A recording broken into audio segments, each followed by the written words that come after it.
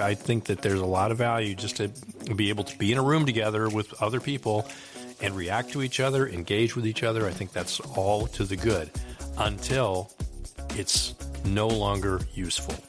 The amount of time I spent chasing people down for time cards when I didn't know that if they didn't fill them out, they would still get paid. I was like terrified that my team would not get paid. Let's circle back. Yes or no? No. I'm sorry. I've used that phrase a lot, and I often regret it. Welcome to Primal HR. Real people, real talk, real HR. The human side of work from the people who live it every day. Here are your hosts, longtime HR leader Terry Smith and People First strategist Leslie Lulham. Hi, everybody, and welcome back to the final episode of Season 1 of the Primal HR podcast. I'm Leslie Lulham, People Strategist, and I'm joined here by Terry Smith. And we are just going to have a little bit of fun. Okay. Today. So what I have here in front of me, I'm doing the maniacal fingers here, is a list of questions themed around HR, themed and slightly unhinged, human side of work, pure fun, personality, and an extra primal rapid fire you can only answer in one word. Wow. So, okay, here we go. Because I have the questions in front of me and Terry cannot see them, we are doing a trust fall of podcast proportions today. All right. And Terry is going to pick a number for himself. That will be his question. And then he will pick another number for me, and I have to answer it regardless. Okay. Scout's honor, I will answer whatever is written down. Cool. Shall I kick it off? Yes. I pick question number 5. Okay, you're going to love this. It's so on brand. Return to office, villain arc or redemption story? It's a little of both. It's there's a certain amount of villainy to it. It cannot be denied. I think of Goldman Sachs and how they're doing things. And yet by the same token, it provides us an opportunity to bring our souls back together again if we do it right. If we do it right. That's the key. So a little bit of both. A little bit of both. And hey, we made an episode about that. Go check it out if you haven't yet. That's right. Terry picked number 2 for me. Yes. This question says, what is your, this meeting could have been an email, tolerance level on a level of 1 to 10? If 10 is, I'm about to go bananas and throw my laptop out the window, it makes me so angry, I'm going to say it settles around a 3 or 4, depending. Oh. Because, listen, dudes, I like to talk to people. So, I'm happy to get on a call. And yes, I'm the annoying one who's like, how are you? Let's have icebreaker questions. Show me pictures of your dog. That said, when it's a busy Monday and everything is going every which way, if that meeting could have been an email, oh boy. Oh boy. What's your thought? I'm with you pretty much on that one. I don't mind face-to-face meetings. In fact, I think that there's a lot of value just to be able to be in a room together with other people and react to each other, engage with each other. I think that's all to the good until it's no longer useful. And that's a fine line. Sometimes it's not. Sometimes it's very easy to say, okay, we've gone off the rails here. But sometimes it's, okay, we kind of have to, let's key this down. But I much prefer interacting with people individually and in groups face-to-face. So my tolerance is probably maybe a 2 or a 3. Okay. Yeah. We're pretty close there. All right. Question 2. I'll pick a number. I'll pick 7. Oh, no. Oh, boy. This is great. I love this question. What is the pettiest hill you will die on at work? The pettiest hill. We're not petty. We're in HR. Wow. I would say... Oh, I know what mine is. Uh-oh. Okay. So you're going to have to answer this, too. I will. Okay. I'd say the pettiest hill that I would die on is... really hard to think of. I'd probably... This is what they call dead air in the industry when the guy's thinking about it.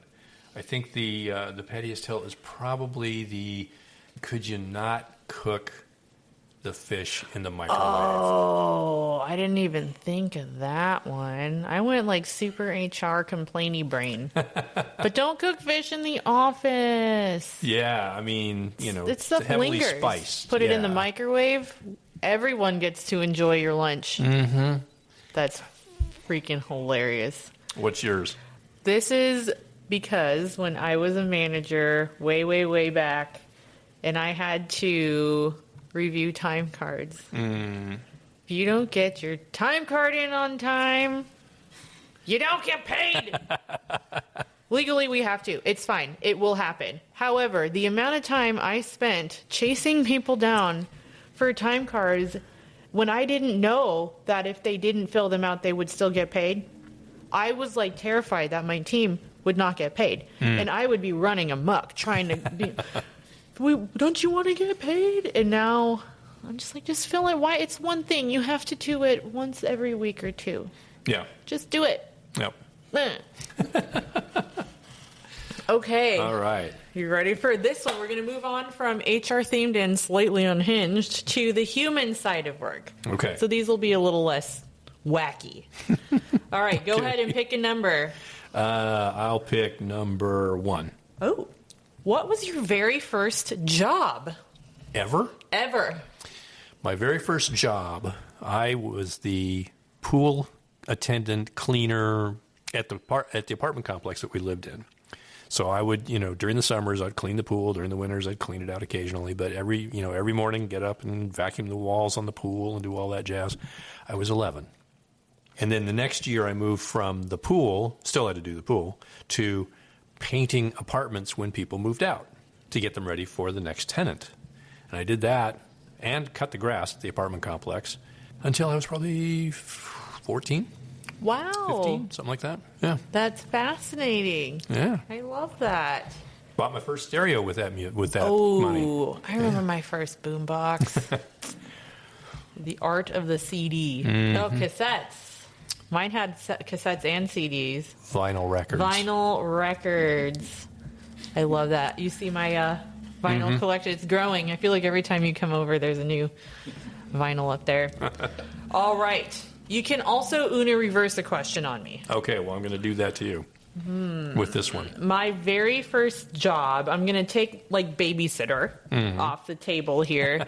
My very first job was a day camp counselor. Oh, nice. And I did summer camp with the kids, and I did that for a number of years, but I think one of my favorite ones was being the games director. Oh. And we would set up this huge, like, 100-foot tarp, cover it with baby shampoo, and turn it into a slip and slide. Oh, my gosh. Is that a hazard? Yes. Yes. I think more counselors hurt themselves on that because we would enforce the rules with the kids, but not ourselves. And then, okay, so that's our very first jobs. You did apartments. I did day camp. What was your first real corporate job? My first real corporate job, I worked for a company, a staffing agency in Santa Clara, California. We had offices in Los Angeles and Boston and I think New Hampshire as well. But I was a recruiter, and that was my first corporate gig. I did that for about a year. No, longer than that, about 4 years. Wow. Yeah. That's awesome. I love recruiting. It was fun. It's hard. Mine was, I was a production assistant in live television. Oh, wow. Down in Los Angeles. So a lot of stories there if you ever want to talk about that. But that led to me now working in tech. It's a long, winding road how we landed here, but I love it. All right, pick another number. 9. Ooh, what is your I need a 5-minute reset move? I need a 5-minute reset move. Get up, walk out the door, walk around the block. Ooh, that's a good one. Get some fresh air. Fresh air, clear your head, think about what's happening around you, and go back in refreshed. That's awesome. Mine is a little different. It used to be something similar. I'd go stand out in the backyard in the sunshine, or lack thereof, here in the beautiful Pac Northwest. Nowadays, I just go sit behind my drum kit. Well, that makes sense. I love that. It's great. And now I've started learning guitar, so I'm just hauling that around the house with me. Nice. So, Nice. yep. All right. Next section. Yeah. This is pure fun and personality. Oh, boy. Did I say that with a southern accent? Pure fun and southern personality. I should not go into voiceover work. All right. Pick a number. Still between 1 and 10? Yes. Okay, 3. 3. Are you a read the comments or protect your peace kind of person? Read the comments. Me too. All right. For better, for worse. Yep. I'm like, man, why do I do this to me? Not like, okay, I'm not like famous, okay? But occasionally you get a comment on one of your socials or one of your LinkedIns where you're just like, come on, man. But I have no peace to protect, so it is what it is. Okay. 2 fun ones for us, and then we'll do the rapid fire round. Okay. Okay. I'm going to judge you by your answer here, just so you know. Oh, because okay. I don't know the answer to this, and I'm kind of getting anxiety thinking about it. Uh-oh. Are you an inbox 0 person or an inbox 3000 and vibing? I literally have butterflies. We might have to cancel this podcast based on your answer. Oh, no. 1,500. Oh, no. Really? No, I just threw that in there. Oh, as a okay. Curveball. I'm more of a 0 inbox person. I really don't like having clutter in my inbox. Same. Whether it's electronic High or five. whatever. High five. I just don't. I like to have a clean inbox. I like to, by the time we're at 4 or 5 o'clock in the afternoon, I know I'm going to get 40 emails in the morning, between midnight and 7, I'm going to get all those. And I just want to be ready. That's fair. Sometimes I'll leave a couple in there unread as a reminder to do the next morning. Oh, fair. But that's a recent bad habit. But I cannot have more than like 3 or 4 in there. Otherwise, I literally go crazy. All right. Next question. What is your favorite way to decompress after a wild work day? I get on my rowing machine and I grind it out. I didn't know you had a rower. I do. We call it in my world. It's called an erg, I guess. I'll pop anywhere from 4,000 to 6,000 meters on that, Holy moly. and depending on how stressed I get, could be 7,000 or 8,000. You're over here like rowing a marathon. Mm-hmm. It was a bad day. That's right. That's right. How about you? What's yours? I feel like it's going to be pretty. I drum. That That's my totally makes nightly sense. ritual. I typically drum for 60 to 90 minutes a day, or I will hop on my Peloton upstairs and do a walk run. Mm-hmm. Really helps to clear the brains. Yep, indeed.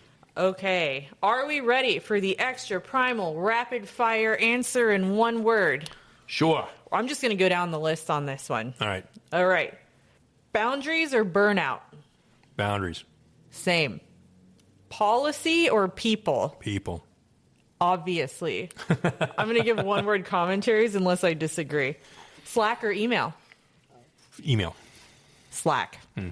Office dog or office plant? Dog. Obviously. My manager's upstairs right now. Yeah. Zoom on or Zoom off? Zoom off. Zoom off? Yeah. Same. Optimizer or builder? Building optimization. Oh, that's 2 words. I like that. I'll take it. I'll allow it. Okay. Because same. Trust or control? Trust. Absolutely. Process or instinct? That's a good one. I'm going to go with the instinctive process. Oh, man. I'm going straight instinct. Okay. Okay. Transparency or diplomacy? Ooh, good one.